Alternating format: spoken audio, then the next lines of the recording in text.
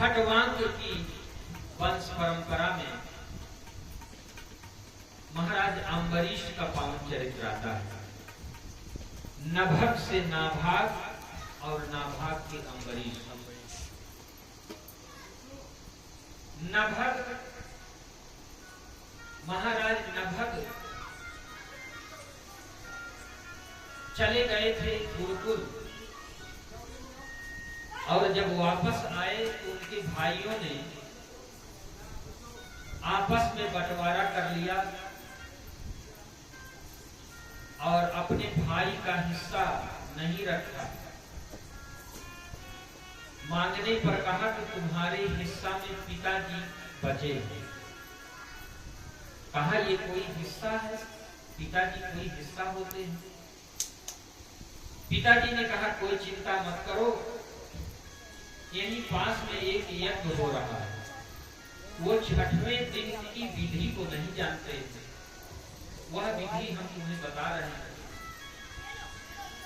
और उस विधि को तुम उन्हें बता देना तो यज्ञ की सामग्री, बची हुई सामग्री तुम्हें दे देंगे, जिससे तुम्हें पर्याप्त धन सामग्री मिल जाएगी। कहा ठीक है। नभग ने वैसा ही किया। यज्ञ करने वाले ब्राह्मणों के समीप गए और 6वें दिन की विधि को बता दिया, सूक्त को बता दिया। यज्ञ पूरा हुआ और जाने के पहले समस्त सामग्री दे दिया, और जैसे ही उस सामग्री को लेकर चलने लगे तब रुद्र देवता आ गए। उन्होंने कहा ये शेष सामग्री तो मेरी होगी। पिताजी से पूछा, पिताजी ने कहा हाँ ये तो रुद्र देवता का ही होता है। लौट करके बताया, भगवान शिव प्रसन्न हो गए। कहा तुम और तुम्हारे पिताजी दोनों सत्य बोल रहे हैं, इसलिए जाओ मैं ये सामग्री तुम्हें वापस देता हूं। उनकी सत्यवादिता पर प्रसन्न हो गए। ऐसे सत्यवादी महाराज नभग की वंश परंपरा में महाराज अम्बरीश हुए थे। महाराज अम्बरीश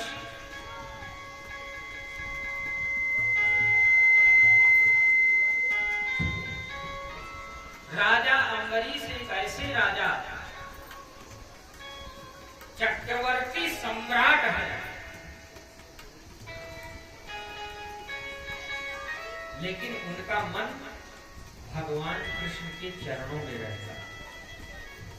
आजकल लोगों के पास अगर ज्यादा काम बढ़ गया तो लोग क्या कहते हैं, महाराज क्या करें, भगवान की पूजा करने का समय नहीं मिलता, इतना कारोबार बढ़ गया है, इतनी जिम्मेदारियां बढ़ गई हैं, क्या करें। लेकिन श्रीमद्भागवत महापुराण में वर्णन है, चक्रवर्ती सम्राट महाराज अम्बरीश, उनके पास कितनी बड़ी जिम्मेदारी रही होगी, लेकिन भागवत महापुराण में वर्णन है ऐसे राजा का मन कहाँ रहता था। इसमें वर्णन है, सवई मना कृष्ण पदार विंदयो वचांसि वैकुंठ गुणानुवर्णने करो हरेण मंदिर मार्जनादिषु श्रुतिं चकाराच्युत सत्पथोदये। ये महाराज अम्बरीश के लिए लिखा है। सवई मनः कृष्ण पदार विंदयो, महाराज अम्बरीश का मन भगवान श्री कृष्ण के चरणों में रहता था। करौ हरेर मंदिर मार्जनादिषु, और अपने हाथों से भगवान श्री हरि के मंदिर की सेवा करते। भगवान के मंदिर की सेवा स्वयं करनी चाहिए। इतने बड़े राजा थे लेकिन स्वयं भगवान की सेवा करते। ऐसे महाराज अम्बरीश की जीवन की रक्षा के लिए भगवान नारायण ने उनकी रक्षा के लिए, सुरक्षा के लिए सिक्योरिटी की व्यवस्था किया।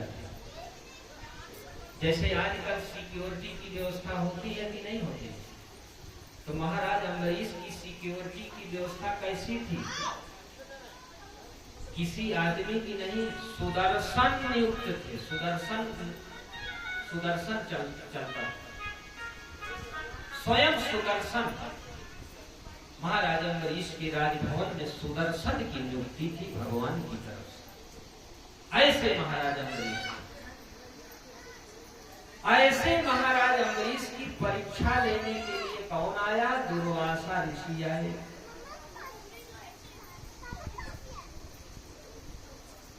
दुर्वासा ऋषि आ गए। महाराज अम्बरीश एकादशी का व्रत करते थे और दूसरे दिन उस एकादशी की का पारण करते थे।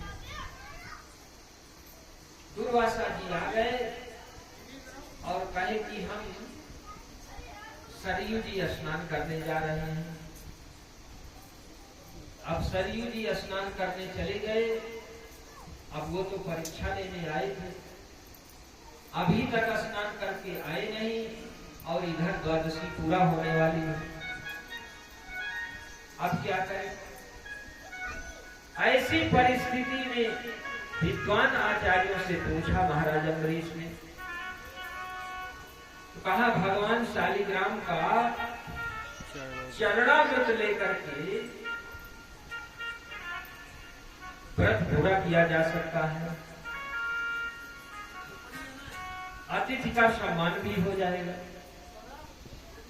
तब तक दुर्वासा जी आ गए और उन्होंने कहा राजन, तुम मेरी प्रतीक्षा किए बिना कैसे व्रत पूर्ण होने की घोषणा कर दिए?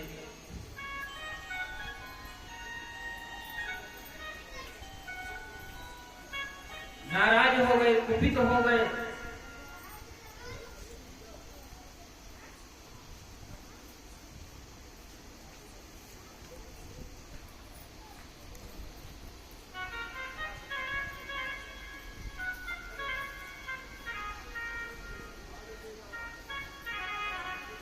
कृत्या राक्षसी के द्वारा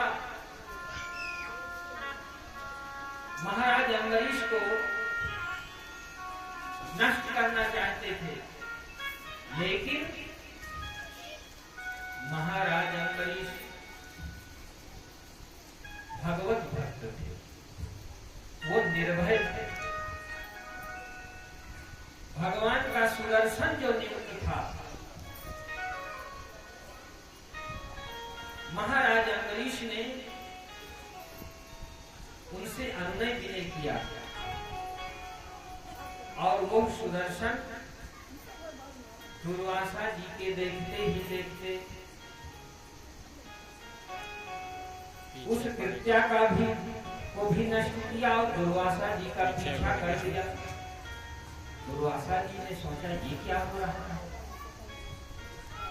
उन्होंने सोचा कि ये सुदर्शन अभी मेरी गति को नहीं जानता,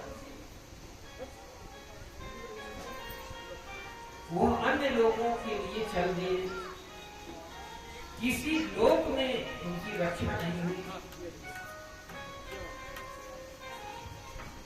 अंत में वो सुदर्शन जिस भगवान का था उस धाम को गए, सोचे कि वही मेरी रक्षा करेंगे। जब वहां गए तो भगवान ने कह दिया, साधुभिर्ग्रस्त हृदयो भक्तैर्भक्त जनप्रियः अहम भक्त पराधीनो। हे महात्मा, संपूर्ण ब्रह्मांड मेरे अधीन है, लेकिन मैं भक्त के अधीन। इस समय मेरा वह भक्त अम्बरीश ही आपकी रक्षा कर सकता है। और जब लौट करके आए तो महाराज अम्बरीश दुर्वासा जी की प्रतीक्षा में थे और सुदर्शन की प्रार्थना किया है महाराज अम्बरीश ने। तब सुदर्शन शांत हुए। दुर्वासा जी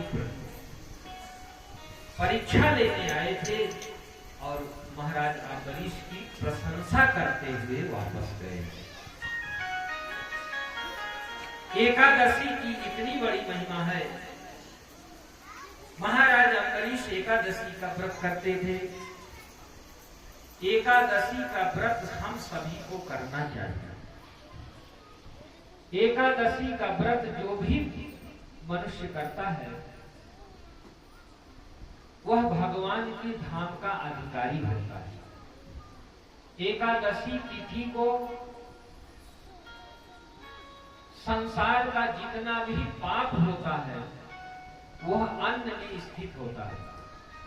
इसलिए एकादशी तिथि को अन्न का दान नहीं करना चाहिए और ना ही धोखे से भी अन्न ग्रहण भी नहीं करना चाहिए।